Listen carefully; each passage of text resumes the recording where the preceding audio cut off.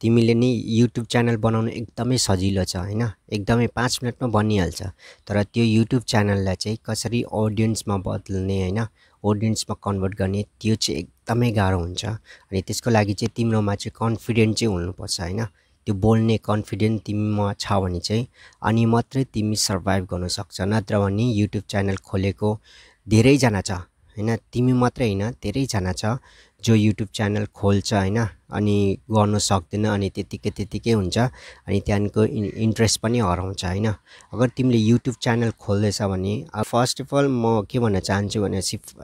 जब तिमी YouTube video बनाउँछ नि त्यसको लागि सोच्छ नि तिमीले अब कति जना हुन्छ जस्तो म पनि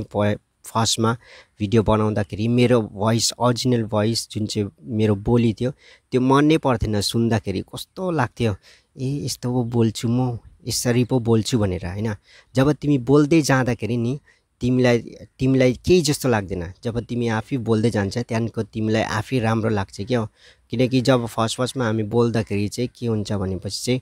ए यस्तो बोल्छु अरूले के भन्छ होला के सोच्छ होला भनेर हैन तर त्यस्तो हैन हामीले बोल्दाखेरि चाहिँ हामी के गर्नुपर्छ भने कन्फिडेन्टली हामी बोल्यो भने चाहिँ आफैलाई पनि अलिक दिन पछाडी नर्मल हुनु थाल्छ त्यहाँको ऑडियन्सहरुले जसले हेर्छ तिम्रो भिडियो हैन उनीहरुलाई पनि नर्मल लाग्न थालिहाल्छ फर्स्टमा मान्छेहरु हाँस्छ हैन तिम्रो साथीहरु हाँस्ला या तिम्रो प्यारेन्ट्सहरु हाँस्ला हैन तर तिमी जब बोल्दै जान्छ नि त्यतिखेर तिम्रो कन्फिडेन्ट लेभल आउँछ अनि त्यहाँको चाहिँ उनीहरु हाँस्नु पनि बन्द हुन्छ हैन त्यो केही नसोच कि म कस्तो देख्दैछु मेरो ब्याकग्राउन्ड कस्तो छ र या मेरो हैन बोल्ने ढंग छैन भनेर तर तिमी बोल्नु सिक यस्तै तिमी अब फ्री टाइम हुँदाखेरि यस्तै तिमी पोस्ट नगर्नु त्यो भिडियो तर यस्तै भिडियो बनाऊ तिमी बोल्नु सिक हैन राम्ररी क्यामेरासँग हैन फेस टु फेस बात गर्नु थाला क्यामेरालाई पनि तिमीले माया गर्नु थाल्छ हैन अनि क्यामेरासँग चाहिँ तिम्रो लगाउ भएपछि चाहिँ तिमी राम्रो प्रकारले कम्युनिकेट गर्न सक्छ हैन यो जुन चाहिँ म अहिले बोल्दै छु यो कन्फिडेन्ट पनि म जब क्यामेरा पहिला फर्स्टमा गर्दाखेरि कस्तो लाग्थ्यो तर अहिले चाहिँ बोल्दाखेरि चाहिँ मलाई हैन केही जस्तो पनि लाग्दैन मेरो साथीसँगै बोल्दै छु जस्तै यस्तो फिल हुन्छ अनि यो चाहिँ तिमीले प्र्याक्टिस चाहिँ गर्नुपर्छ पनि छ हैन जस्तो पनि छौ तिमी बोल्नु थाला क्यामेरा अन गर अनि त्यहाँको बोल्नु थाला त्यो भिडियो पोस्ट नगर्नु हैन अपलोड नगर्नु युट्युबमा तर तिमी बोल्नु थाला क्यामेरासँग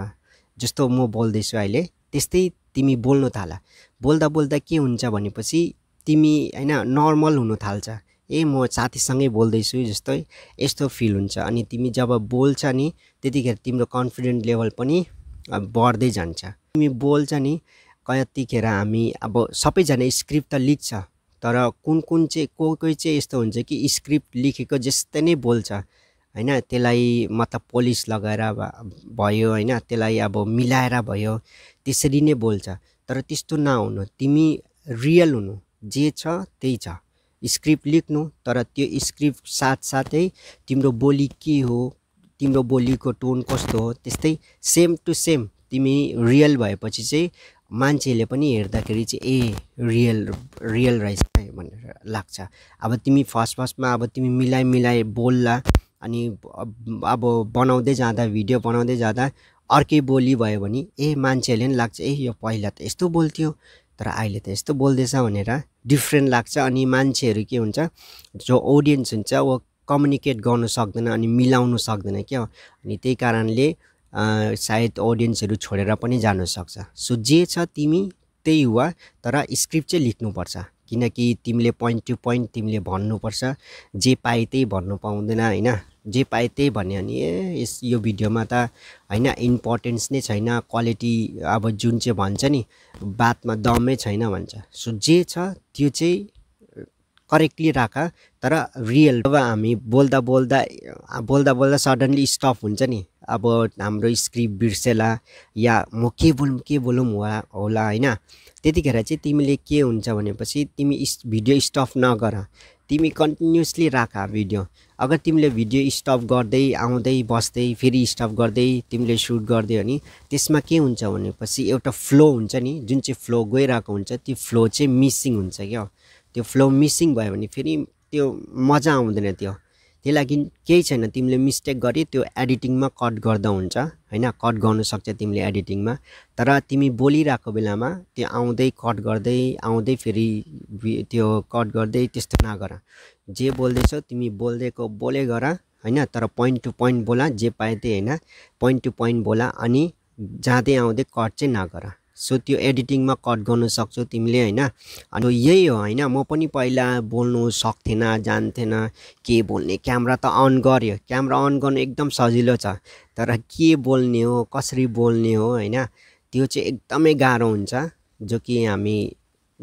जब क्यामेराको अगाडि बस्छ नि त्यतिखेर थाहा हुन्छ कि कसरी हामी कस्तो हुन्छ त्यस्तो फिल। सो अगर तिमी पनि त्यस्तै फिल गर्दैछ भने यो भिडियो एकदमै राम्रो हो तिम्रो लागि हैन। तिमी मजाले हेर अनि आफैलाई हैन एकदमै प्र्याक्टिस गर्ने हो। तिमी भिडियो पोस्ट नगर्नु, 10वटा भिडियो जस्तो तिमी बनाऊ। तिमी आफै बात गर क्यामेरासँग हैन, मोबाइल खोला, क्यामेरासँग बात गर हैन, मजाले बात गर। अनि अगर तिमीलाई यो भिडियो हैन राम्रो लाग्यो भने लाइक, शेयर, सब्स्क्राइब गरिदेऊ हैन।